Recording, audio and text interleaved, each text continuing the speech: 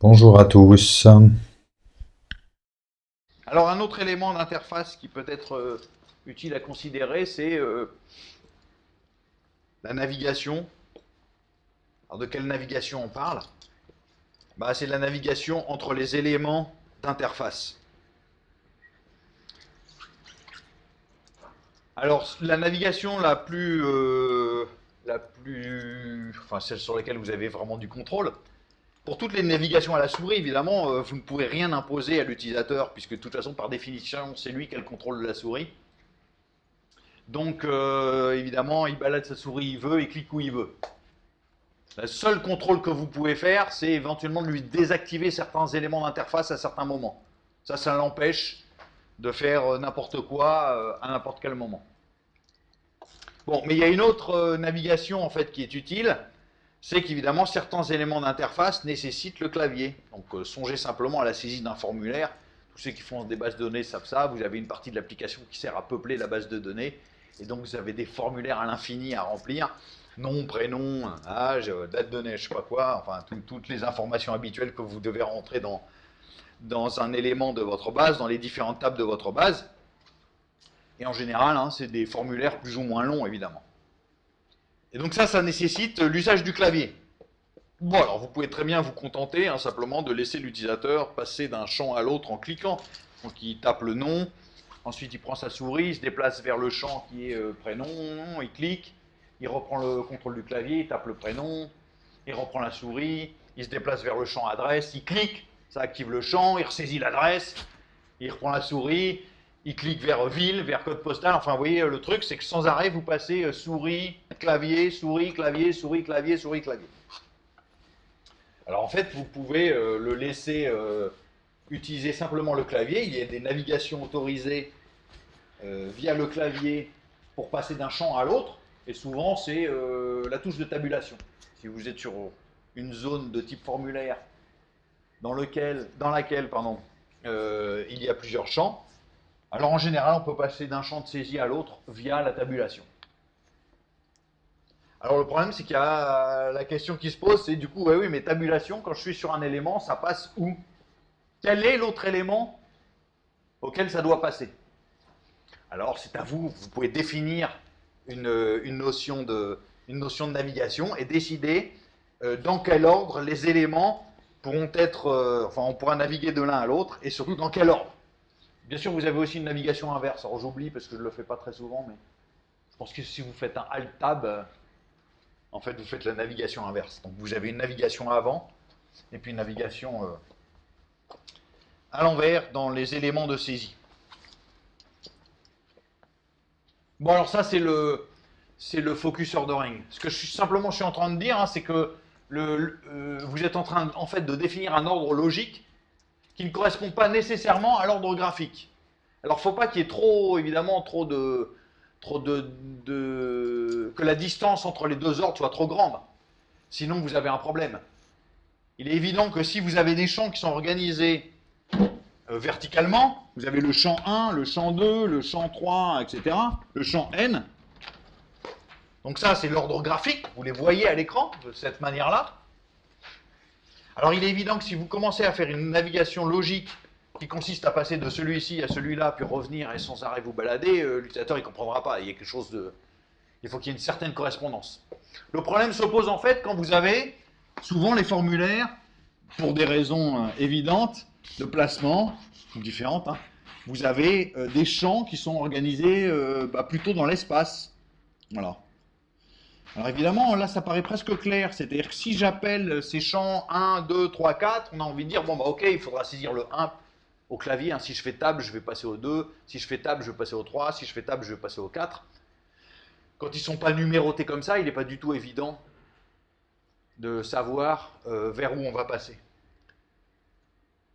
Donc, est-ce qu'il faut naviguer verticalement ou horizontalement ou dans quel sens? Je ne sais pas.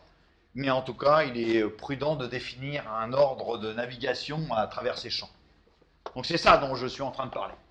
La différence entre l'ordre logique et puis l'ordre graphique. Sachant que l'ordre graphique, parfois, n'a pas de sens. Ici, si je ne vous donne pas des numéros, je vous dis juste que vous avez 4 champs. quel est l'ordre de navigation, vous ne pouvez pas dire grand-chose. D'accord?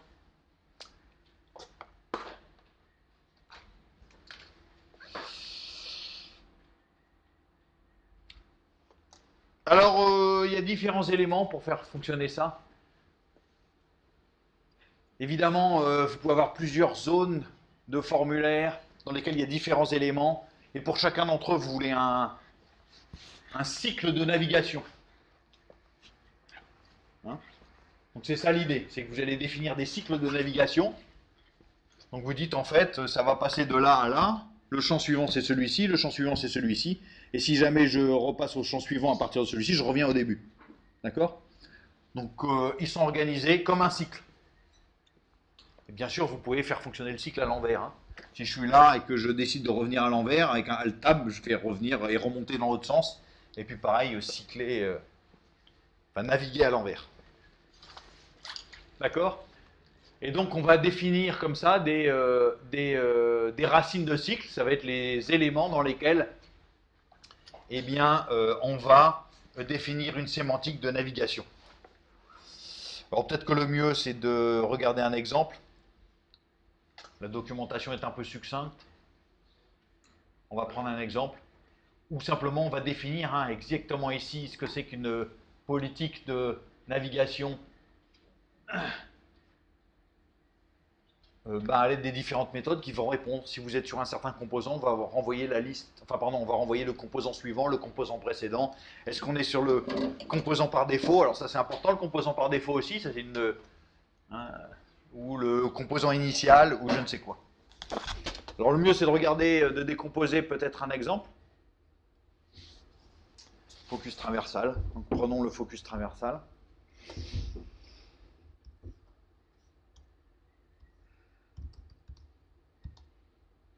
Il est ici, très bien. Donc il ne doit pas faire des choses très malines non plus, j'imagine. Comme c'est pour l'exemple, j'ai peut-être fait des trucs un peu tordus, histoire de.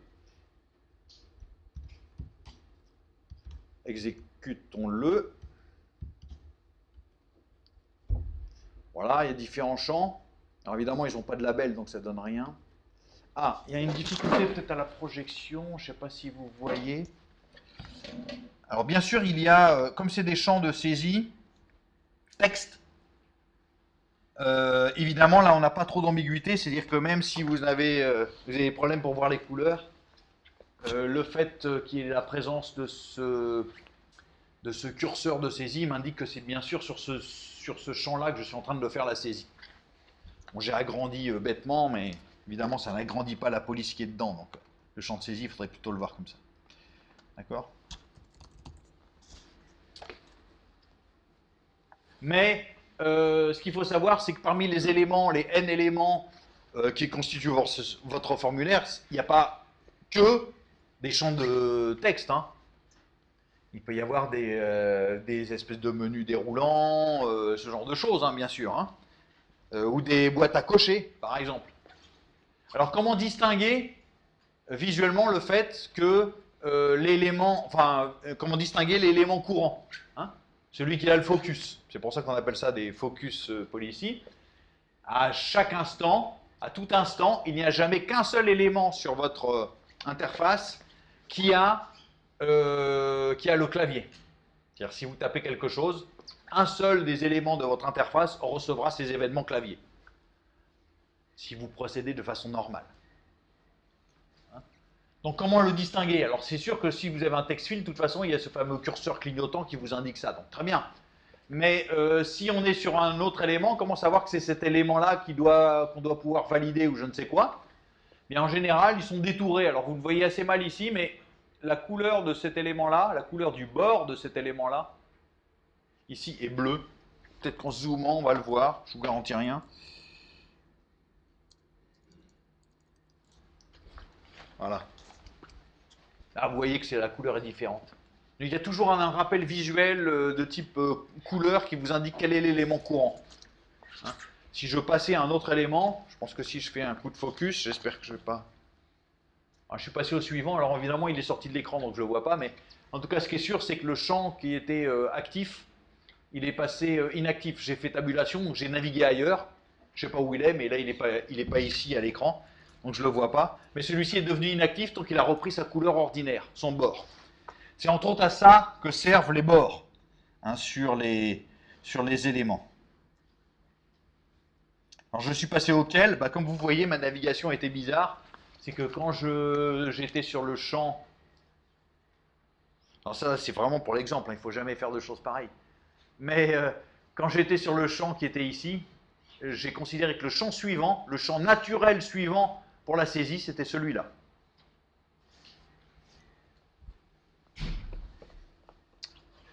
Et puis, alors donc je peux saisir, je fais tabulation.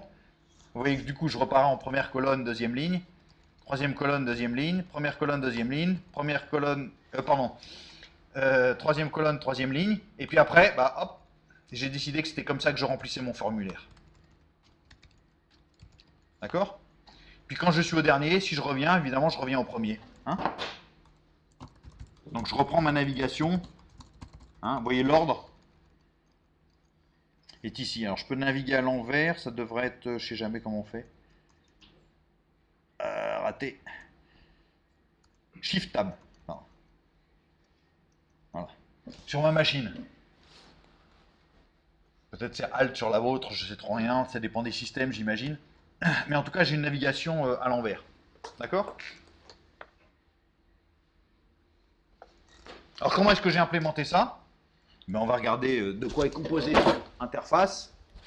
Bon, elle m'affiche des petits messages parce que j'imagine que j'avais eu des petits soucis. Ça traîne, mais peu importe.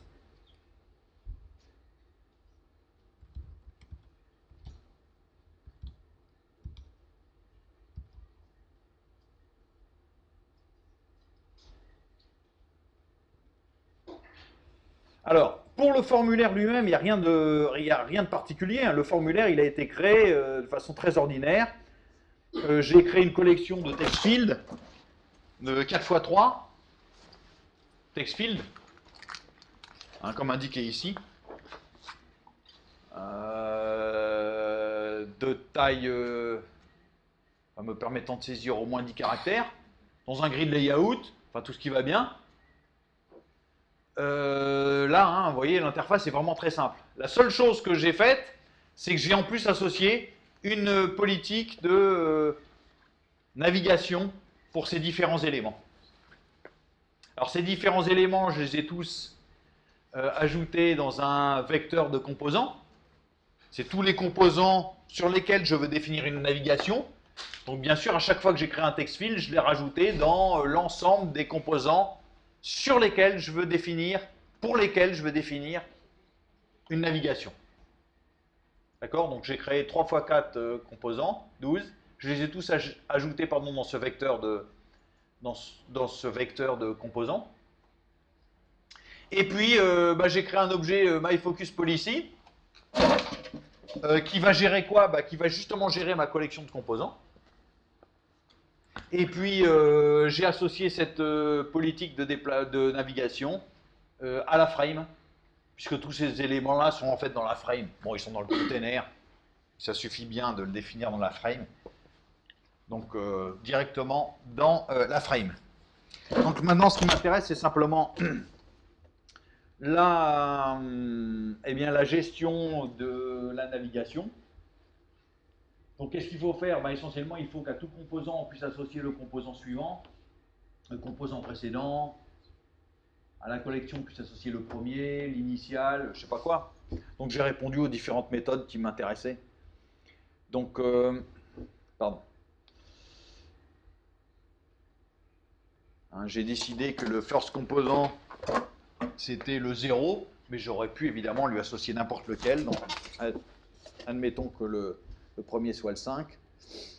Alors, je ne sais jamais la différence entre le first et le default. Non, il faut peut-être que je laisse ça comme ça. Je vais mettre le 5 comme default. Et si je compile ce machin-là, vous allez voir qu'évidemment, quand ça démarre, c'est celui-ci qui est activé.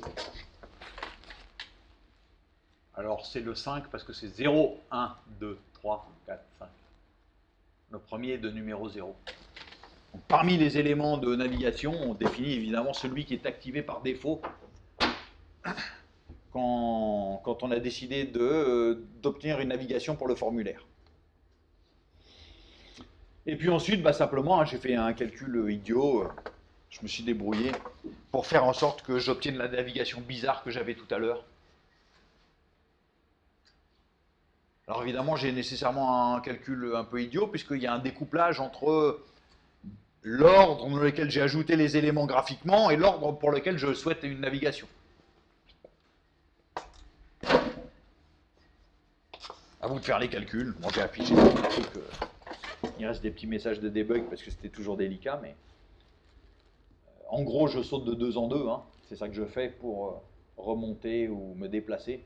Et puis, il y a le cas particulier des dépassements quand j'ai fait un tour. Voilà. Donc ça, c'est important hein, de définir ça.